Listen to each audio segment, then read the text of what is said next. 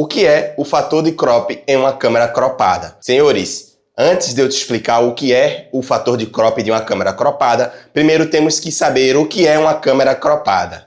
Bom, em termos técnicos, uma câmera cropada é uma câmera que possui um sensor reduzido do sensor full frame. O sensor full frame é um sensor de 35mm, que é um sensor que emula as características do filme 35mm, ou seja, é um sensor deste tamanho. Porém, deve-se imaginar que para criar um sensor deste tamanho é necessário que invista muito dinheiro e tecnologias, porque cada pixel fotossensível vai custar caro. Então, pensando nisso e em trazer as câmeras para o público mais acessível, as marcas criaram o sensor APS-C, que é basicamente um crop do sensor deste tamanho para um sensor deste tamanho.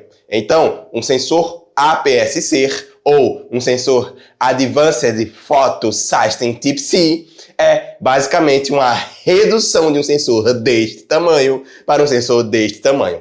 Em grande maioria, as marcas optam por utilizar uma redução de 1.5x, ou seja, digamos que um sensor cropado de 1.5x é basicamente uma redução de 1.5 vezes o valor de um sensor de 35mm.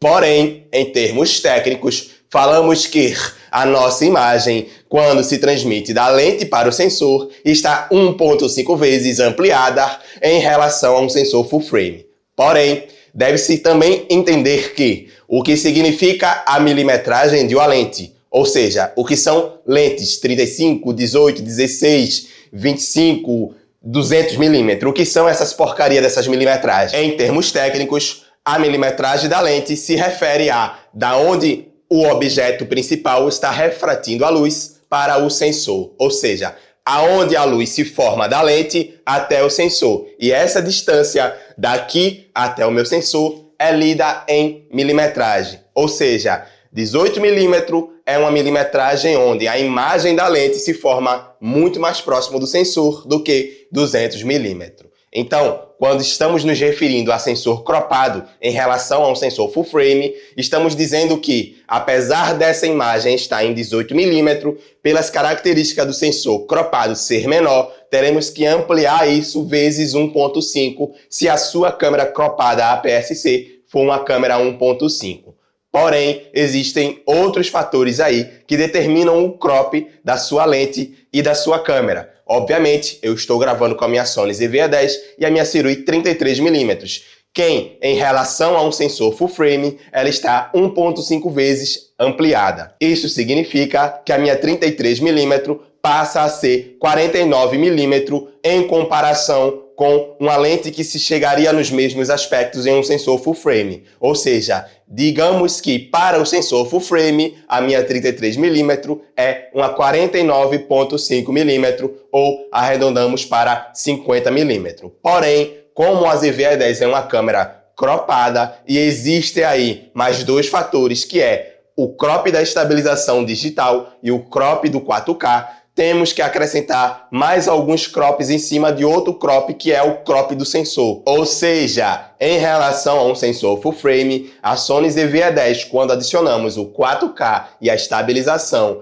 baseado no 1.5 do crop do sensor APS-C, temos aí mais 3 crops adicional em uma imagem em comparação a um sensor full frame. E o que era 1.5 vezes passa a ser, na minha opinião, 2.7 vezes, o que totaliza em cálculos 89,1mm em comparação a um sensor full frame. Ou seja, a ampliação da minha 33mm passa a ser quase uma 90mm comparado com o sensor full frame. Isso ativando os crops. Bom, vamos deixar o celular de lado e entrar em outros aspectos aqui. Esse vídeo é um agradecimento ao Eduardo Alves, meu arqui-inimigo. Entramos em uma discussão severa, porque, na opinião dele, não existe o crop da estabilização e não existe o crop do 4K. Esse vídeo está sendo gravado em Full HD e agora vocês vão ver esse vídeo em 4K. E esse é o mesmo vídeo em 4K, ou seja, a imagem anterior era em 1.5 vezes e agora adicionamos mais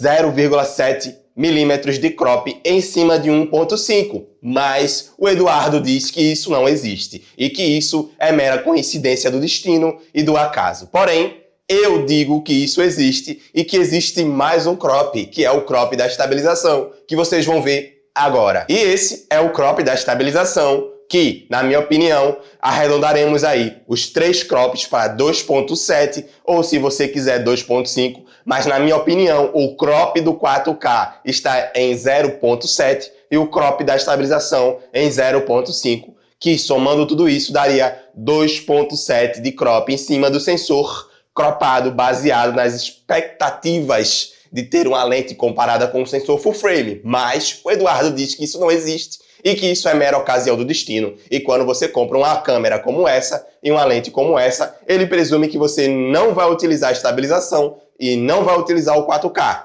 E diz ele que você vai utilizar a sua câmera em um gimbal sempre. O que, na minha opinião, isso não faz o mínimo sentido, já que eu não utilizo a minha câmera em gimbal. Raramente utilizo.